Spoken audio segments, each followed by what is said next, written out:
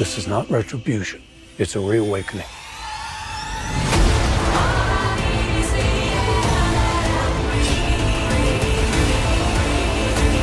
Live or die. The choice is yours.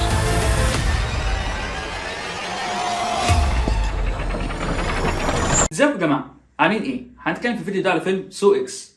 الفيلم ده بتدور احداثه ما بين الجزء الاول والثاني. جون كريمر بيعرف ان في ناس وصلوا لطريقه علاج مختلفه تقدر تخففهم من الكانسر اللي عنده، فبيتابع معاهم. بس واحده واحده بيعرف ان الموضوع ده عمليه نصب كبيره، فبيبدا يعمل لعبه جديده ويجيب فيها كل الناس المتورطين في العمليه دي عشان يختبرهم ويشوف مين فيهم فعلا اللي يستحق يعيش. انا بحب سلسله سو، بالنسبه لي من افلام الرعب اللي فيها قصه نوعا ما، مش مجرد افلام رعب وخلاص. الفيلم الاول فيلم قوي عموما كفيلم رعب، اللي في اجزاء حلوه برضه زي الثاني والسادس مثلا، بس حتى الاجزاء الوحشه مثلا زي الجزء السابع او الثامن برضه يعني بالنسبه لهم مش حلوين، بس في الاخر برضه ما كانوا مسليين، لان يعني في الاخر هي الافلام دي فيها ناس محبوسين في مكان بيحاولوا يهربوا منه، وفي شويه دم يقعد يطرطش كتير كده، وانا بحب النوعيه دي من الافلام، انا بحب اشوف الدم قوي في افلام الرعب. فانا كنت مستني الفيلم ده، بس يعني ما كنتش متوقع منه حاجات كتيره. حتى لما نزل بره انا استغربت لما لقيت الاراء عليه كانت ايجابيه قوي، فقلت اما نشوف. والفيلم فعلا طلع جامد، يعني الفيلم يستاهل فعلا الكلام الايجابي اللي اتقال عليه. الفيلم فعلا يعتبر يعني احسن جزء او احسن تاني جزء في السلسله، بعيد عن الجزء الاول. هو الجزء الاول لسه هو اقوى واحد، بس يعني الفيلم ده قريب ليه. واللي حل الفيلم ده ان هو ببساطه بيتحكي من وجهه نظر جون كريمر. جون كريمر هو بطل الفيلم، هو الشخصيه الرئيسيه، وانت بتشوف كل حاجه من وجهه نظره، من اول تعامله مع المرض لحد العمليه اللي ممكن تخففه، لحد السبب والدوافع اللي بتخليه يصمم لعبه جديده.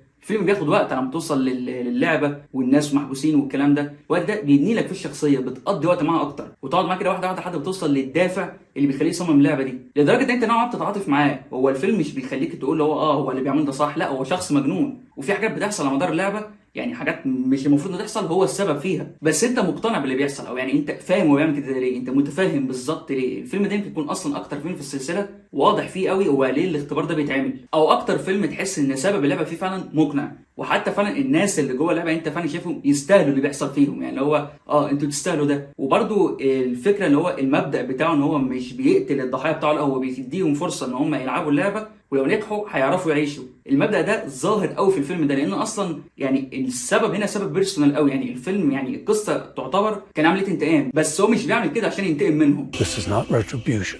It's a reawakening. الالعاب نفسها كانت حلوه ومسليه، كان السسبنس فيها كان عالي قوي، التايمر اللي كان ظاهر ده، والموسيقى كانت مخليها الموضوع احلى بكتير. وكمان برضه انت شايف الناس عارفين يعني ايه يتصرفوا نوعا ما، يعني هل انت بتسال فعلا هل ممكن فعلا يعيش، هل ممكن فعلا الشخص الفلاني ده ينجو من اللعبه دي ويعرف يكمل حياته بعدها. الالعاب نفسها كده تحسها يعني ايه شبه شويه الاجزاء الاولى، مش شبههم اللي هم نفس الفكره ولا حاجه، لا، بس اقصد يعني ايه ان هو نفس، لان هو نفس تصميم اللعبه، المصمم الالعاب دي هو جيكسو نفسه، هو جون كريمر نفسه، فتحس ان هو الفيلم بيرجعك شويه للافلام الاولى، فعلا بتلاقي الناس ليها فرصه انها تقدر تخلص اللعبه دي ويعيشوا بعدها. تحس كده نوعا ما بالاجواء بتاعت الاجزاء القديمه، الاجزاء كانت حلوه فعلا. برضو مخرج الفيلم ده اصلا كان شغال اديتور في معظم الافلام بتاعت السلسله، وهو كان مخرج لوحده، يعني هو اخرج فيلمين في السلسله، السادس والسابع، فهو عارف السلسله، عارف ايه اللي ينجحها وايه اللي وحش فيها في نفس الوقت، يعني هو اشتغل في الاثنين. والفيلم ده كان فعلا كامباك محترم للافلام الحلوه في السلسله. شخصيه اماندا بترجع تاني في السلسله، يعتبر ده اول ظهور ليها كدور كبير من بعد الجزء الثالث. مشاهدها مع جون كريمر كانت حلوه قوي، بالذات لو انت عارف مصير الشخصيتين دول ايه في الاخر. ولو انت داخل الفيلم ده وانت ما شفتش اي جزء من السلسله انت هتفهمه عادي، بس مش هيعجبك او يفرق معاك قوي زي لو انت مثلا شفت اول 3 افلام. يعني انت عشان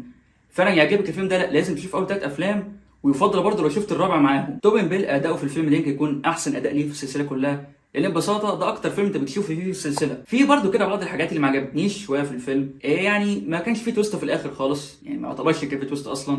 كل فيلم كان دايما فيه تويست كده تربط الاحداث ببعضها، هنا ما كانش فيه الكلام ده، لان انت ببساطه شايف كل حاجه من الاول، انت بتحكي كل حاجه من وجهه نظر جون كريمر، فانت شايف كل حاجه، القصه هنا مباشره جدا، فمفيش عنصر غموض اللي هو بتاع الناس دي بيعملوا ايه هنا، او اللي هو ايه السبب اللي جمع الناس دي، لا، انت عارف كل ده من الاول. يعني هي كانت الفكره حلوه ان هم يحكوا الفيلم بالشكل ده، واصلا ده اللي حل الفيلم، بس يعني ايه وضحها بالتويست في الحته دي. تاني حاجه الشخصيات اللي محبوسين وبيلعبوا اللعبه، انا ما اهتمتش بيهم خالص بالنسبه لي، يعني ايه ما فرقش معايا حد فيهم. هي برضو الافلام اللي فاتت كانوا كده، بس كان دايما بعد مده كده بتلاقي شخص معاك كان بيحاول كل شويه اكتر فاكتر، وتبدا تعرف عنه حاجات اكتر، تبدا يعني ايه تهتم شويه او تندمج حتى شويه. لا، ما فرقوش معايا قوي، يعني هو كان المحل الموضوع هو ان انت بتشوف جون كريمر هو عمال يعذبه مباشره. انما بالنسبه للاشخاص نفسهم يعني انا كنت مهتم باللعبه او التراب اللي هم كانوا فيه وازاي يخرجوا منه، عشان اللعبه او التحدي نفسه كان مميز، يعني هو كان مشوق، كان فيه سسبنس حلو. انما ما فرقش معايا الشخص نفسه يعيش ولا يموت يعني كان عادي خالص. بس هو فعلا عموما الفيلم كان حلو، وكان يعني فعلا خطوه ذكيه منهم التغيير اللي عملوه في الفيلم. في نفس الوقت برضه يعني الفيلم ده فتح الابواب لاجزاء جديده ممكن تيجي، وبرضه ممكن تبقى بنفس مستوى الفيلم ده. يعني في حاجات فعلا حصلت في الفيلم ده ممكن فعلا يتعمل منها اجزاء جديده خاصه بالاحداث دي لوحدها وبرضه تبقى حلوه.